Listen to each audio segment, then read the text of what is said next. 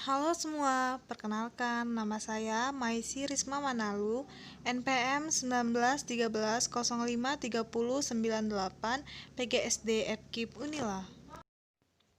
Kali ini saya akan membahas mengenai proses dan perkembangan Undang-Undang Dasar 1945.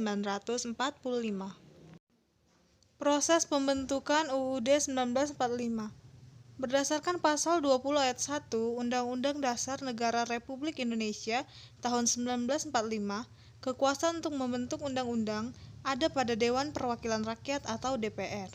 Selanjutnya, di dalam pasal 20 ayat 2 UUD 1945 diatur bahwa setiap rancangan undang-undang atau RUU dibahas oleh DPR dan Presiden untuk mendapatkan persetujuan bersama.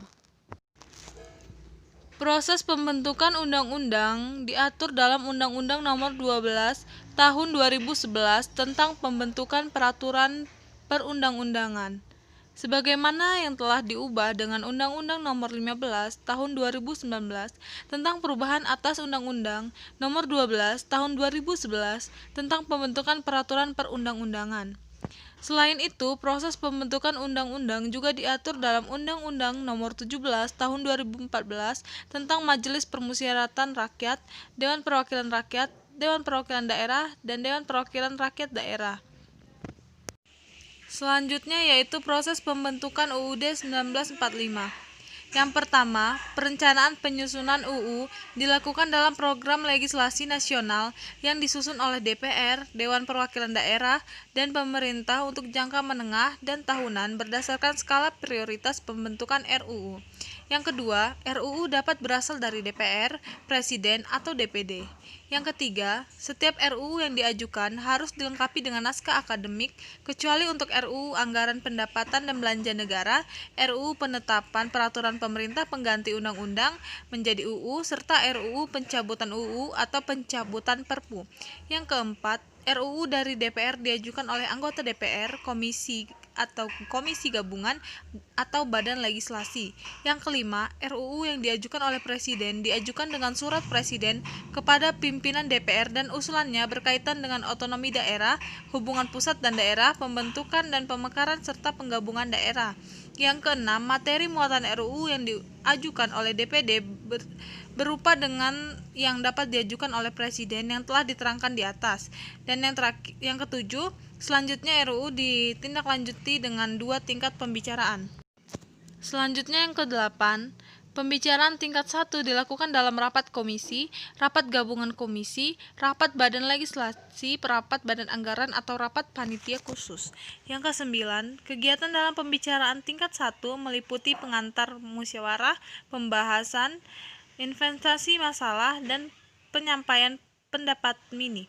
Yang ke-10, pembicaraan tingkat 2 dilakukan dalam rapat paripurna DPR yang berisi 1. Penyampaian laporan yang berisi proses, pendapat mini praksi, pendapat mini DPD, dan hasil pembicaraan tingkat 1. Yang kedua, pernyataan persetujuan atau penolakan dari tiap-tiap praksi atau anggota DPR secara lisan yang diminta oleh pimpinan rapat paripurna. Dan yang ketiga, pendapat akhir Presiden yang disampaikan oleh menteri yang ditugaskan. Selanjutnya yang ke-11, bila tidak tercapai kesepakatan melalui musyawarah mufakat, keputusan diambil dengan suara terbanyak. Yang ke-12, RUU yang telah mendapat persetujuan bersama DPR dengan Presiden diserahkan kepada Presiden untuk disahkan menjadi UU. Yang terakhir, apabila pembahasan RUU telah memasuki pembahasan daftar inventarisasi masalah pada periode masa keanggotaan DPR saat itu, hasil pembahasan RUU tersebut disampaikan kepada DPR periode berikutnya dan berdasarkan kesepakatan DPR, Presiden, dan atau DPD. Yang selanjutnya, perkembangan UUD 1945. Sebagai negara hukum, Indonesia memiliki konstitusi yang dikenal dengan Undang-Undang Dasar 1945. Dalam sejarahnya, UUD 1945 telah mengalami sejarah yang panjang hingga akhirnya diterima sebagai landasan hukum pelaksanaan ketatanegaraan di Indonesia. Dalam sejarah perkembangan ketatanegaraan Indonesia, ada 4 macam undang-undang yang pernah berlaku, yaitu yang pertama, periode 18 Agustus 1945 sampai 27 Desember 1949. Undang-Undang Dasar 1945. Latar belakang terbentuknya konstitusi ini bermula dari janji Jepang untuk memberikan kemerdekaan. Persiapan penyusunan Undang-Undang Dasar 1945 dimulai sejak PPUPKI didirikan pada 29 April 1945 lewat persidangan pertama pada 29 Mei sampai 1 Juni 1945 dan persidangan kedua pada 10 sampai 16 Juli 1945. Hingga akhirnya setelah kemerdekaan tepatnya pada 18 Agustus 1945, PPKI menetapkan dan mengesahkan UUD 1945. Yang kedua, periode 27 Desember 1949 sampai 17 Agustus 1950. Konstitusi Republik Indonesia Serikat. Belanda yang menginginkan untuk kembali berkuasa di Indonesia mencoba untuk mendirikan negara-negara seperti negara Sumatera Timur, negara Indonesia Timur, negara Jawa Timur sampai agresi Belanda pada 1947 dan 1948 yang mengakibatkan diadakannya konferensi meja bundar pada 2 November 1949 di Den Haag dan melahirkan Republik Indonesia Serikat. Konstitusi RIS terbentuk atas usulan PBB dengan mempertemukan wakil-wakil dari Indonesia dengan Belanda yang dituangkan dalam sebuah dokumen pada 27 Desember 1949. Yang ketiga, periode 17 Agustus 1950 sampai 5 Juli 1959, Undang-Undang Dasar Sementara 1950. Republik Indonesia Serikat yang tidak bertahan lama mendorong dibentuknya suatu panitia bersama. Panitia ini yang menyusun rancangan Undang-Undang Dasar yang kemudian disahkan pada 12 Agustus 1950 oleh Badan Pekerja Komite Nasional Pusat, DPR, dan Senat RIS pada 14 Agustus 1950.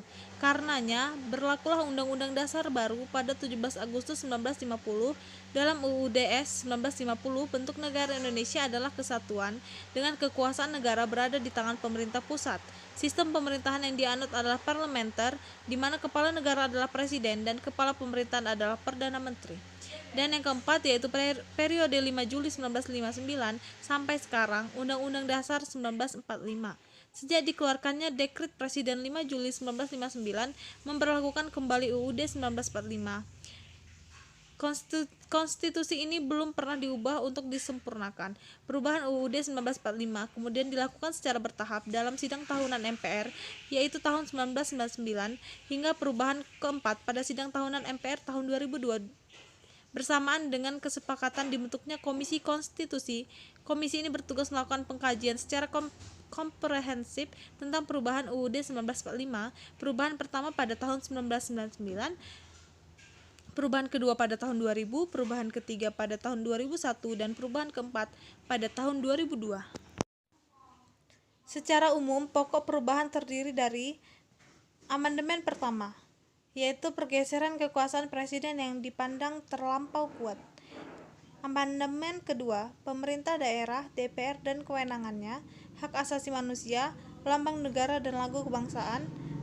Lalu amandemen ketiga, bentuk dan kedaulatan negara, kewenangan MPR, kepresidenan, keuangan negara, kekuasaan dan kehakiman.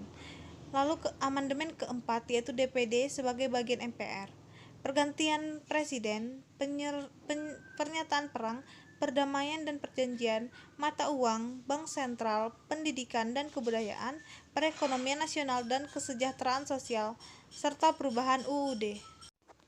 Sekian materi pada hari ini, saya ucapkan terima kasih.